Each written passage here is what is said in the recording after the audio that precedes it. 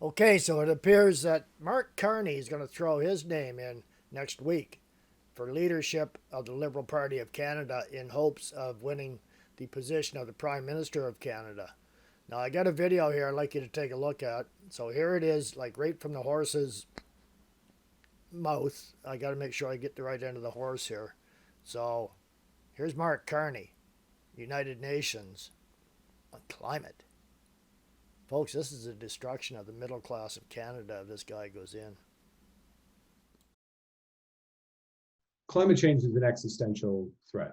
We all recognize that. There's increasing urgency around that.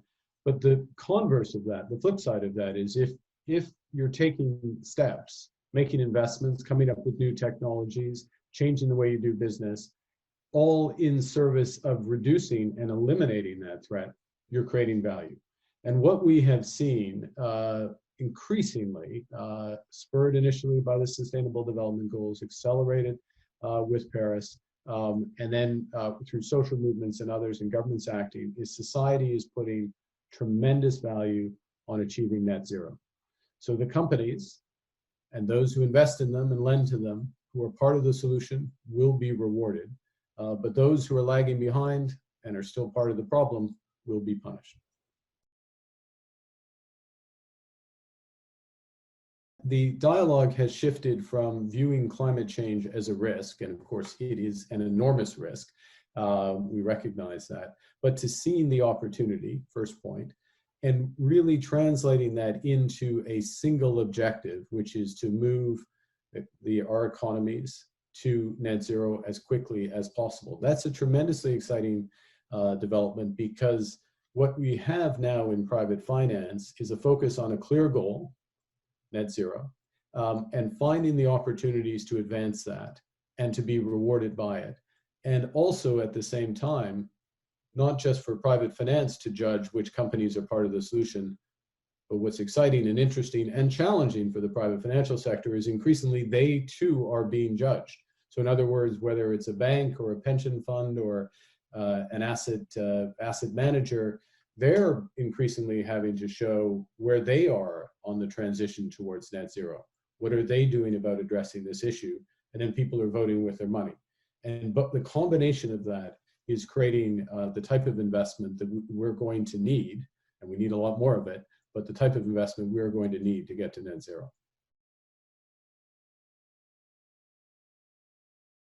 We all know what gets measured gets managed. Still, climate change is not consistently measured across our economies and around the world. And the private sector has taken this a reasonable direction with the progress since Paris under something called the TCFD, sorry to use an acronym, but the TCFD type, which is a type of disclosure around climate risks, not just today, but in the future for companies. But now we need to make it mandatory so it has the coverage. That's a priority of this COP26 in Glasgow, is to have pathways to mandatory around the world. This is where a commitment towards net zero and climate disclosure come together, because if I'm committed to net zero and I'm running a company, what does that mean? It's not just the emissions in producing my product, it's also the emissions that are involved in the energy I use, the so-called scope 2 emissions, and increasingly, it's the scope 3 emissions. So in other words, the emissions all the way through my value chain. In other words, the emissions of my suppliers, many of whom are small businesses, and the emissions that you and I might have if we're using a product, such as a tech product or an electronic product. And that company becomes responsible for all of those, disclosing all of those, and it has an incentive to manage all of those down. So to go back to the small businesses, it has an incentive to work with those small businesses or to choose the small businesses that are working towards lower emissions. And that's how this is pulled through our economy. And I would say further, it's also part of how it's pulled across the world. So you can have large companies, multinational companies in so-called advanced economies, large developed economies, but because they have to focus on their emissions increasingly all the way across their so-called value chain, many of which are based in emerging and developing economies, they have an incentive to invest there and help reduce those emissions there as well. So it is quite powerful. and it creates that alignment that we need to move forward.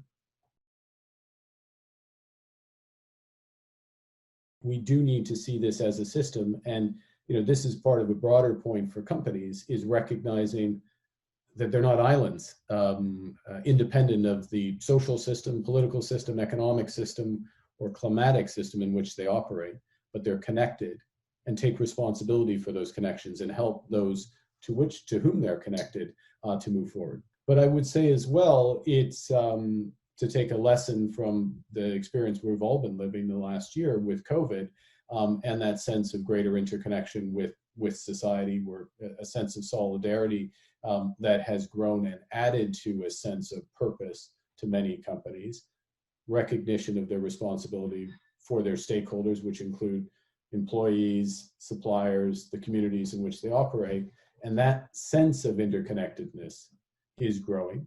And that's a very positive development, because it can help point companies, it is helping to point companies in the direction to make the investments that are needed.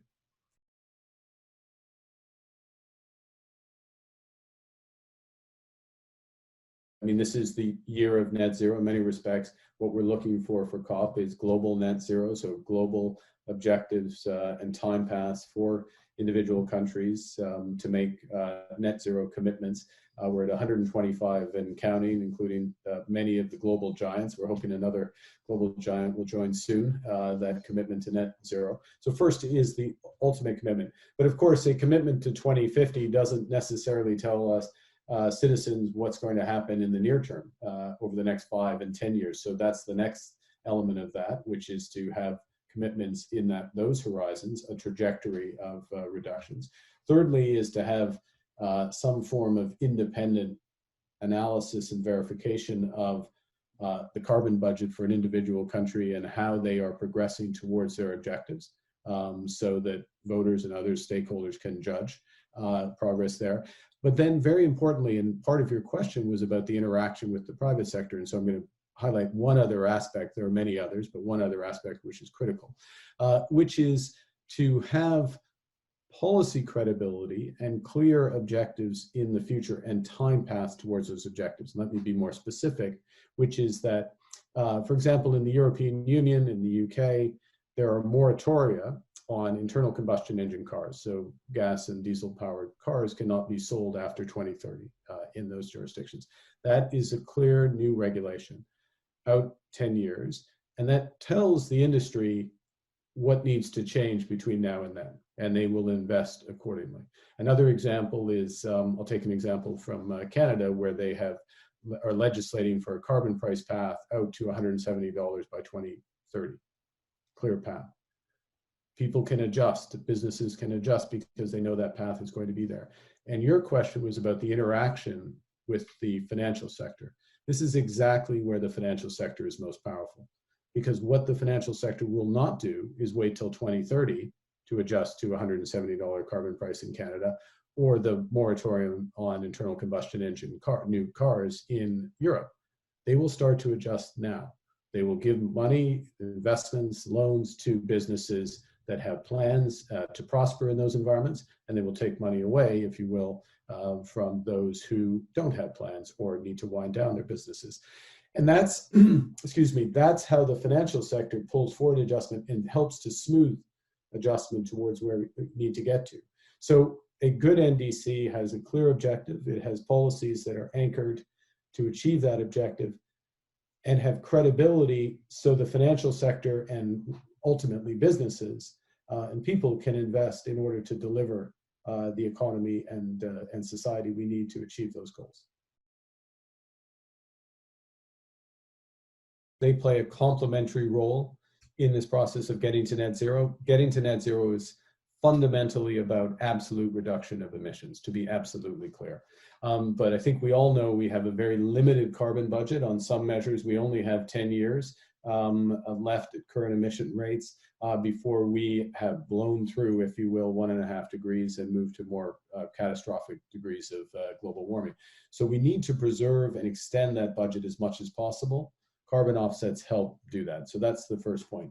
The second point is that this is a market that's really being driven by success, in the sense of corporate ambition for climate has gone up dramatically, and companies are committing towards being net zero. And they will be part of what they demand. They'll be the biggest source of demand for these offsets. And they need to know that these offsets are real, that carbon is actually being reduced, or else they can't put it in their annual reports and disclosure. But as well, when a company commits to net zero, it doesn't just give you a net number and says, this is where I am, and 90%, they wouldn't be in a position where 90% of their reduction is through offsets. They would show both the absolute reduction and then where they've used offsets accordingly. And so it's complementary, but not decisive. It extends that carbon budget, very importantly. And as you said at the outset, the vast majority of these offsets will flow to emerging and particularly developing economies for reforestation, for nature-based solution, and for the development of renewable power and other low carbon sources, potentially on a scale of $100 billion plus a year of additional private finance that goes to the parts of the world that need it the most in an efficient manner. So it's an incredibly important market. But as with everything with climate, we need to put it in perspective. Many things need to happen, and in no way is this a silver bullet that removes any responsibility from anyone for reducing absolute emissions.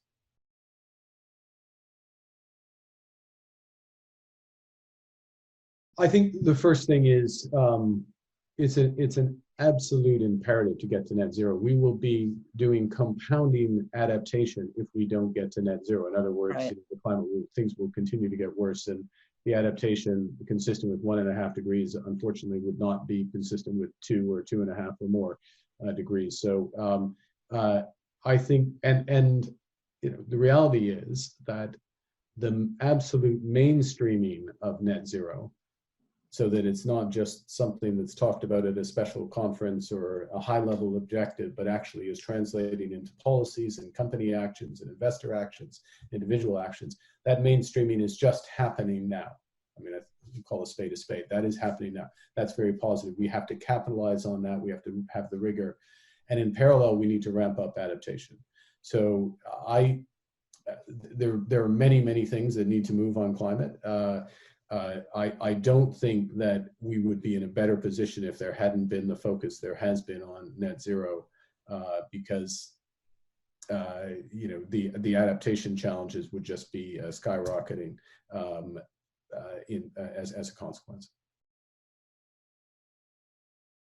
I think we need first recognize the problem. What's happened thus far is not good enough. Secondly, is to scale up quite dramatically the ambition within the multilateral development banks, bilateral donors for adaptation. And thirdly, really work to the extent possible on how we can have blended finance. So in other words, some public finance that then leverages, in other words, is expanded by private finance coming in alongside, and a proper sharing of risk between the private sector and the public sector for adaptation. Because the scale of the requirements, unfortunately, but realistically, are huge, given what's already happening to our climate.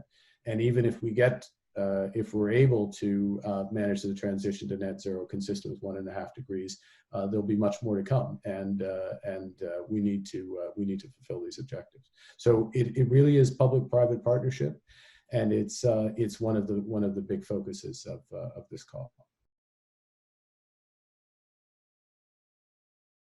I think, like many others, been aware of the issues for a long period of time and felt that in the margin was helping out and recycling and conservation and other aspects, but candidly had an assumption that it was being taken care of, that they were taking care of it. And then at some point you realize you are part of they, or I was part of they, and it wasn't being taken care of, or not being taken care of with the urgency and the consistency that was needed. And it really was rammed home when I became governor of the Bank of England 7-8 years ago. And one of the things, we oversee the insurance industry in the Bank of England, one of the largest in the world. And to see that the number of extreme weather events had tripled and the cost of those events had gone up 5 times in the course of a quarter of a century, absolutely rammed home the point of the scale of the issue. And then also how little effectively was being done about it in the financial sector. And so I think the combination of those things really concentrated my mind on it. And it was at the time in the run up to Paris. So those are the three elements I would say that that really pushed it forward for me. Okay. And then in terms of this role, I mean, I think we're all in a position if we're asked to help out, we help out, and I'm honored to have the opportunity to help any way I can. I think the one thing, the only other point I'd make is that we all have a role in this adjustment, and one of the most basic roles we have as individuals is asking questions, and so I focus on the financial sector, and the question is, the bank that has our money, or the institution that manages some of our savings, whether it's for a pension or asset manager, what's their position on climate change? How well is that being managed relative to the overall imperative going to net zero? And if that institution or those institutions don't know the answer, or they give you an answer you don't like, well, you can vote with your feet, you can vote with your money, and you can move that money because there's increasing numbers of institutions that are focused on these issues, that are part of the solution, and really deserve your money. And so there's, just at the individual level, we do have power and the power of asking a question. And then I'll say one other thing, which is that, my experience, I'm not a politician, but I've worked around them many times over the years. And the power of constituents asking the question or raising an issue, it is very, very powerful. It tells the politicians what people care about. So don't assume that your bank or your politician cares about this issue as much as you do. They will, the more you raise it with them and others raise it with them. And now is the time to raise it with them, because it is becoming a mainstream issue, and a lot of the big decisions are being taken. Okay, there you have it. Carney himself, he's not a politician, he says, but he's going to pretend to be one. He's UN through and through. He gets in there, if he gets in there, that's the destruction of the middle class of Canada. This guy is all bought in on this carbon scam. I'm telling you, we're done for. We cannot let this individual get into power. This is getting really, really terrifying. So we have to make sure that Liberal Party is destroyed. I think this is another video that should be shared. People should see just exactly what he's got to say. If you listen closely, wow, it scared the daylights out of me. I think this is the other end of the horse.